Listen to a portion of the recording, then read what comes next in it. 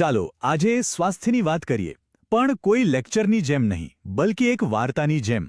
આ આપણા સૌની વાર્તા છે, આપણા સ્વાસ્થ્યની એક સફર. આપણે શું માનીએ છીએ કે જો કોઈ દુખાવો નથી, કોઈ તકલીફ નથી, તો બસ બધું બરાબર છે. પણ સાચું કહું, આ એક બહુ મોટી ગેરસમજ છે. કારણ કે લક્ષણો ન હોવા એ સાચા સ્વાસ્થ્યની ગેરંટી નથી. ક્યારેક એ કોઈ મોટા તોફાન પહેલાંની શાંતિ જેવું હોય છે. તો પછી સાચું સ્વાસ્થ્ય છે શું?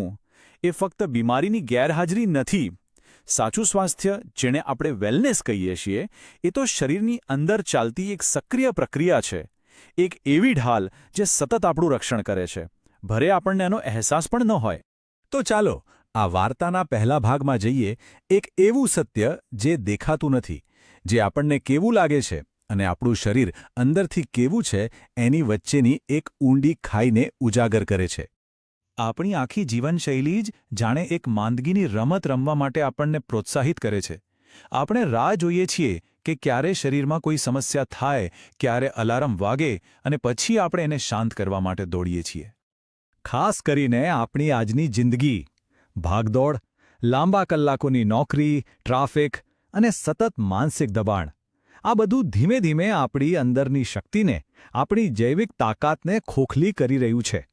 અને આનું પરિણામ, આપણે મદદ લેવા માટે ત્યાં સુધી રાહ જોઈએ છીએ જ્યાં સુધી પાછા ફરવાનો રસ્તો બહુ જ લાંબો અને અઘરો ન બની જાય. અને આ આંકડો જુઓ, 80%. ભારતમાં 80% લોકો ડોક્ટર પાસે ત્યારે જ પહોંચે છે જ્યારે પરિસ્થિતિ ખરેખર ગંભીર બની ગઈ હોય. વિચાર કરો, આપણે આગ લાગ્યા પછી કૂવો ખોદવા જઈ રહ્યા છીએ. તો આ બધું શરૂ કેવી રીતે થાય છે? ચાલો સમજીએ એ શાંત પતનને, જે દેખાતું નથી પણ સતત ચાલતું રહે છે. સ્વાસ્થ્યનું પતન ક્યારેય અચાનક નથી થતું. એની શરૂઆત બહુ જ ધીમે, બહુ જ ચૂપચાપ થાય છે. એટલી ચૂપચાપ કે આપણને એની ગંધ સુદ્ધા નથી આવતી. શરૂઆતમાં તો આપણું શરીર બહુ સમજદાર છે. એ બધું જ સહન કરી લે છે. થોડી ઓછી ઊંઘ, કામનું ટેન્શન, ખાવા પીવામાં ગડબડ, એ જાણે બધું જ મેનેજ કરીને આપણને કહે છે કે ચિંતા ન કરો, બધું બરાબર છે.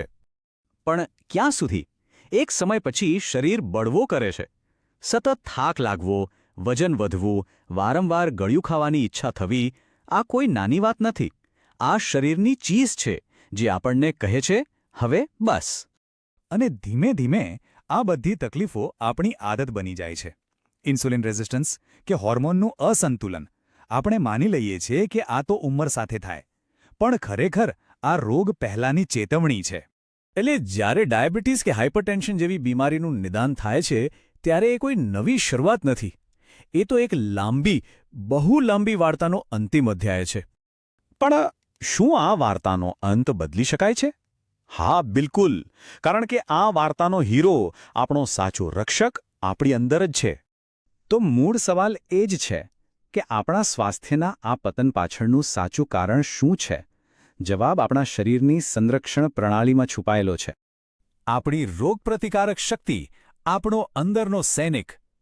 અને જ્યાં સુધી આપણે એનું જ રક્ષણ નહીં કરીએ, ત્યાં સુધી સાચું સ્વાસ્થ્ય એક સપનું જ બની રહેશે. અહીંયા આપણી વિચારસરણીમાં એક મોટો બદલાવ લાવવાની જરૂર છે. શરીરને ફક્ત પોષણ નથી જોઈતું, મતલબ કે ખાલી મકાન બનાવવા માટે ઈંટો અને સિમેન્ટ પૂરતા નથી. એને એક નકશો પણ જોઈએ, એક બ્લુપ્રિન્ટ, જેને આપણે કહીશું ઇમ્યુન ઇન્ટેલિજન્સ. આ ઇન્ટેલિજન્સ મુખ્યત્વે 4 રીતે કામ કરે છે. પહેલું, એ દુશ્મનને ઓળખે છે.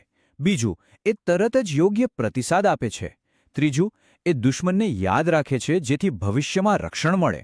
અને ચોથું, સૌથી અગત્યનું, એ પોતાના જ પ્રતિભાવને નિયંત્રિત કરે છે, જેથી શરીરને જ નુકસાન ન થાય.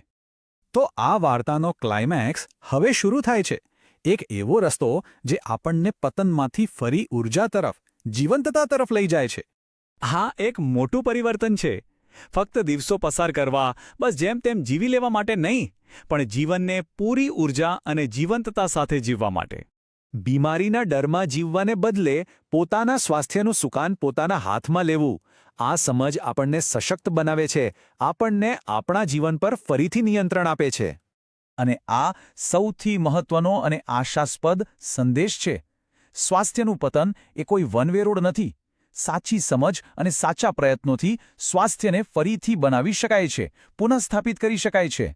તો અંતે બસ એટલું જ યાદ રાખીએ કે આપણું સ્વાસ્થ્ય કોઈ પથ્થર પરની લકીર નથી જે બદલી ન શકાય. એ તો એક જીવંત કલાકૃતિ છે જેને આપણે રોજ ઘડી શકીએ છીએ અને વધુ સુંદર બનાવી શકીએ છીએ. જો આ સફરમાં વધુ માર્ગદર્શનની જરૂર હોય તો વેલનેસ ફોર લાઈફ એકેડેમીનો સંપર્ક કરી શકાય છે. તેમની વેબસાઇટ છે wellnessforlife.grafdafi.com અને યાદ રાખજો, અહીં આપેલી બધી માહિતી ફક્ત ને ફક્ત તમારી સુખાકારીના સમર્થન માટે છે.